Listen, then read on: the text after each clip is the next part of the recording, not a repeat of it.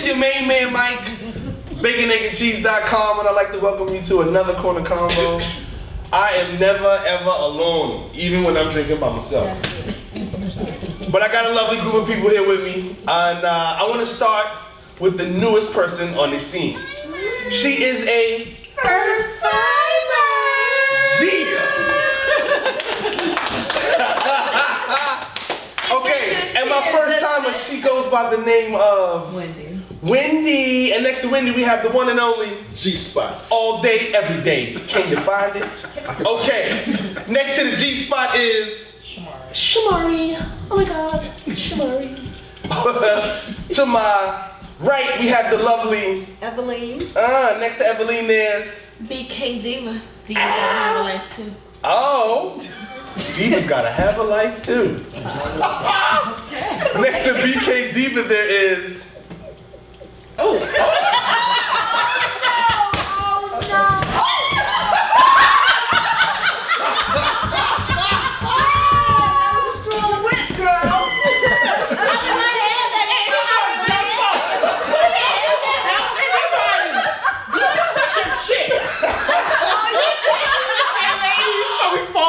break our neck. Like, oh God, let me save you there. Yo, we are not editing this. This is staying in the show. Yes. That's what I'm No. okay. All right, No. You sure? Yeah, you good. I like it. Before we were so rudely interrupted, I was introducing the lovely Coco Covergirl. Coco Covergirl, who whipped her hair and called the tsunami in Japan, which brought a breeze back to here and knocked down the couch over there. And behind Coco, we have the one and only Brother Ron. My man Ron is in the building. Yeah. Wow. What a start. I almost don't want to touch on this topic because it's kind of morbid, but I think it'd be wrong for us not to. Today, Brother Don Cornelius was found dead in his home. And I believe it's being called a suicide. He was found with a gunshot wound to the head in his apartment, and he was alone. So, first of all, love to Brother Don Cornelius. He was a pioneer in pretty much what I'm doing right here, engaging in people, talking to people. He was a radio host, creator of Soul Train. He created Shalimar, am I right? Yes. He created the group Shalimar because he was like, look, y'all got it, I'm gonna take it and give it to the world. Dancers. And yeah, he just made it happen like that. So, love to Don Cornelius. I wanna hear the opinions of my panel on Brother Don Cornelius' passing and your opinions on suicide as a whole, you know, as a way to go. Some people think it's the coward's way out. I don't think that's... Some people have other opinions. What y'all got to say? I don't think that's a coward's way out. It's kind of hard to pick up a gun and put it to your own head and pull a trigger. I've never done it, but I think that takes, I mean, obviously, but I think that takes a certain amount of courage. But behind that, there probably was either a lot of pain that this person was going through that maybe other people didn't understand. Another reason for some suicides are mental illness, which, you know. Is what it is. Yeah. Any other opinions? I guess I was kind of surprised, and I was talking to my mother about it. We talked about Michael Jackson's death and Don Cornelius, and we were more shocked at Don Cornelius' death than Michael Jackson. Why so? Because you look at, he was a pioneer. Do you know what he went up against to do all that he had to do? He was a fighter.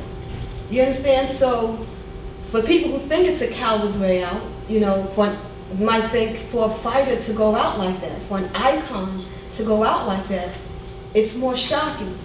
Michael Jackson had his issues, we all know that. I mean, he had his issues. So it's not that his wasn't as important, but it was more shocking with him because of all he accomplished. He accomplished. I mean, at the time, they had nothing black. He had to sell a black show. He had to sell that people were going to watch it. He brought on, how many artists did he bring on that show that are around today? Countless. You understand? And so for it to happen like that, then they're saying he had health. It might have been health reasons. The only thing I can think of is for a man that's that motivated and moves like that, must have learned he might be incapacitated. He may not be able to function the way he's used to and didn't want to go out like that. And on the flip side, this may be a little sick humor with me. I said, if I ever contemplated suicide, I'm not hurting myself. I'm not putting a gun to my head and possibly live through it. I'm not jumping off of a roof or in front of a train because that pain. I'm going to take sleeping pills, rest, Take a and nap. go out into la la la la land. Put some slippers on. I can't understand the slitting of the wrist or I had a friend blow his brains out. I had another friend jump off the roof in broad daylight. I don't get that. What happens if in the middle of going down you change your mind? The middle? You can't change your mind. Now, I'm not trying to be flippant about it, but No, you're right. You're absolutely I correct. can't see causing myself that pain. And then what if you survive? What if you survive that? You know? But great It's- samurai warriors, they They slit their guts, Yeah. you know what I mean, and Or fall on their sword. fall on the sword. Yeah, And that's they're dying. Fine. it's like Fine, you know, instantaneous almost. But the thing is, See, I think because of exactly because he was who he was, that's the way to go. You know, he was a strong man. He's used to doing things on his terms. If it was health reasons, which they said it was, they said he had brain surgery a couple of years back and it was cancer. And he just got a He divorce. just got a divorce. So being a strong man, if I'm not going to be what I know I could be, this is the route to go. And if all my affairs are in order, Does anybody know if Don Cornelius had any children? two he had sons. 2 sons. Two sons. They're Oh, both wow. obviously adults. Right? Adults, yeah. Oh man. Yeah, but he passed the productive part of his life already. You know, what I mean, he did all that he had to do, and He was No, 75. not necessarily. I don't even cut you off, but Unsung on TV1, they do Love a that series show. called Unsung. I love that too. They last week, last Saturday, they were just talking about it. Full Force. Yeah. Don Cornelius did his first documentary with Full Force. he felt like he did it all. He felt like he did it. He did. They said he didn't like doing documentaries, but with Full Force he did, and they talked about how he was a part of bringing them to fruition. They were going to give him an award, and at the very last minute, on the day of the ceremony last Saturday, they called and said he wasn't going to show up. So I don't think that he wasn't productive. I mean, he was still out there, still He doing didn't need things. those accolades. You know what I'm saying? He already know he did. I understand Yeah. that, but it's just. It wasn't important to him. He felt like he did his thing already, and it's his life, and he chose to end it. And Oh well, that we understand. But I think suicide leaves the people who are living yeah. Yeah. with like these holes of not understanding, especially if there's no note or He's explanation. good. He had enough. I'm done. I'm all right. Yeah, But I think the But people that's that such are a close to shocking way you to notice go. when something is a little off they should. with you, Yeah. so. maybe, maybe not. My friend that put a rifle in his mouth and blew his brains out, it wasn't a clue. There was no clue. Now, this was some years ago. We used to work together, and he had hit the lottery for some money, and Big got money? robbed of his money. He hired a financier, and they took his money. Wow. His mother was giving him, his baby's mother was giving him baby mama drama. And from what I understand, he was going deaf in one ear. But this is a brother who every day came to work, he was laid back, he was cool. You understand? He always had a good word for you, a smile. Me and him used to, we hung out because we went to high school together. The night before, he called me. And the minute I heard his voice, I knew something was wrong. That's what I'm So saying, if you know somebody. But the thing of it is, the night before he did it, I knew something was wrong. This was in that instant. Prior to that, there was no sign that he was going in this direction. Because when I got back to work the next day and found out, everybody was floored. Because that was not Freddie. That wasn't his temperament. That wasn't him. So he called and he wanted me to hang out with him. Okay, so I was being a little spiteful because we had set up dates before and he always canceled. So this was my turn to Get him back. listen. No, but you know what? I was guilty. I felt really guilty about that for a long time. But then you know what someone said? You ought to count your blessings because some suicidal people take other people out with them. That's true. So- Which I don't understand. I think that's a punk move. Yeah, that's the problem. I mean, I know of 3 people in my life who one attempted, 2 successful. one guy, he jumped off a roof, and he didn't die. And it's kind of a funny story to me because he jumps off the roof, he lands, he doesn't die. And there was a security guard there. The security guard was like, yo, do you want me to call an ambulance? And he was like, no, I want to die. And so the security guard was like, cool, walked away, left him there. Then he calls the security guy back like, yo, help, help. So then I had a friend who did commit suicide. He was successful. Years before, he actually had a mental breakdown right in front of me. Yes, they are. From last week. He had a mental breakdown right in front of me, and maybe 6 years later, he jumped off the roof. The only peculiar thing about that was that he bought 2 suits and left it. This was the only thing he left in his closet was 2 suits, 2 brand new suits, and no note. He just jumped off the roof. That's probably what he wanted to be buried. Right. That's what they buried him into. They granted his wishes. And then the other one was a friend of my parents who was the happiest guy I'd known at the moment. Happy, joy, didn't suspect anything. And then my parents told me one day he shot his wife and then shot himself. He tried to kill his wife, she didn't die. And then he killed himself. I see. I just think So- that's so.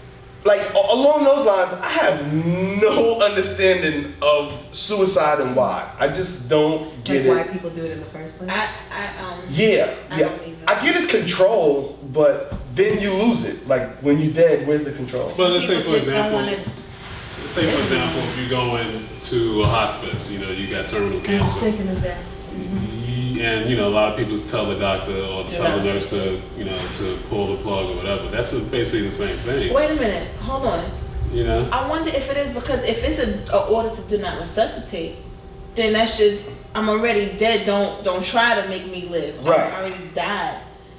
But No, I'm talking I about, think for that's example. That's You got not Dr. suicide. That's not Kabuki. suicide. Yeah, that's what I'm That's referring. It's not like what it you go into a hospice, you go into a hospital, and you tell your wife, your brother, whatever, or the nurse, pull the plug. This pain is too unbearable. It's unbearable for me. That's suicide. I mean, so fortunately, none of us has been to that point, Yes. and hopefully we won't. But you don't know what you would Yo, decide when can- you get there, if that was to happen. Because if something's unbearable, you may say, okay, you know, you may tell your wife, this is it. I'm 70-something years old, 80 years old. I don't want to live another 10 years in this condition. I think that's suicide. If You you don't. can't live and breathe on your own without a machine, then you can't live and breathe on your own without a machine. Yeah, maybe with Don That's a Cornelius, vegetable. That's, it was a situation with his health. but I think that people commit suicide because they're incredibly sad Mm. and they don't want to live anymore and they don't like being there anymore, so they take their life. And then they have to have a lot of courage to do it. But I don't think that they are happy doing that. Right. It's courageous, I guess. I don't know if it's courage. I don't know. I I'm on the guess it fence depends with on that. each situation because if you are someone who's sick and you're in a lot of pain, I'm sorry. Dr. Oz did a show about this too, Montel Williams, because Montel Williams had attempted suicide. I didn't know Because of not many people did until he spoke about it on the show. Because he was in so much pain from the MS that he just couldn't take it. So there's certain situations where, I mean, if you're not living a quality life, and you know that when you're not living a quality life, like you knew that you had at one point, and it's just going to be downhill in pain, and all your people, like I said earlier, and all your people around you are just suffering and watching you suffer, then to me, it should be your choice if you want to do it or not. I can understand the thinking that goes into that, but I can't understand the thinking of someone that just runs and jumps off the roof, like what's behind that, or jumps in front of a train, or, Schizophrenia. you know, I Depression. don't. And also certain medications also. Oh, yeah. They change you. Oh, yeah. I think they change. You know, and that's one thing I don't get when I see these commercials like Abilify. Yes. Oh, if you have thoughts of suicide. Suicide. But if I'm depressed, why would I take a medication that will give me thoughts of suicide? That's supposed to help me with my depression. Actually, no. I took the NuvaRing, and with that, it was crazy because I was having suicidal thoughts, and I was telling my friends like, "No, something is wrong. Everything is cool in my life," and they thought I was just being Are dramatic. you serious? And then I did the research on it, and they were like, "If you're having suicidal thoughts, Wow. if you're bloated, and blah blah blah." After I saw that, I started From the using- NuvaRing, that is birth control, man. That's Yeah, crazy. they have a class. I guess it is birth control if you want to kill yourself. You ain't having no kids if you That's dead. population control. Never Like a have mug. Yeah. But real quick, we're just gonna introduce the person that came in a little late, and she is the lovely. Melissa del Valle Ortiz. Oh, say it again, please. Melissa del Valle Ortiz. Huepa! That comes with a little background tone to go think. Hey! All right. Like superhero music. In case you don't know, we're talking about the passing of Brother Don Cornelius today. Oh. Yeah, I know. You know what I was gonna say too? Say it. Wait. Oh, we you skipped were- Shamari because and now she texts in because her stalker is back. Oh God. She also trained No, with I'm back. Okay, so the reason I've been quiet and stuff is because, of course, you don't know that, but I'm 30, so when I was 19, I was shot and I did die, and it's funny only because I like to joke with my little cousins, because they're like, you died, right? I'm like, yeah, I'm a zombie, so we're always joking about it. You gotta laugh with little kids because they ask like a trillion questions. But in all of that, until you become that close to that kind of experience, you don't know. And I'm not gonna give you this long story of how I saw the light and how you have all these other, no. Did you go towards it? No. Did your light flash in front of your eyes? No, you don't have that. I will tell you this, that when death comes, death is quick. And it does not hurt, and you don't feel sad about going, and you don't think about, my mom is gonna miss me. All you wanna do is go to this place where your pain stops, because that's what it was about. I just wanted to sleep. And I remember the guy in the EMT, and he starts asking me about like the guy I'm dating and all this other stuff, and I'm like, I ain't dating nobody, I'm tired, I just really want to sleep. And I remember asking him, and my mom was out there, she's very West Indian, and she's telling the guy, she was like, oh God, I pay taxes in this country.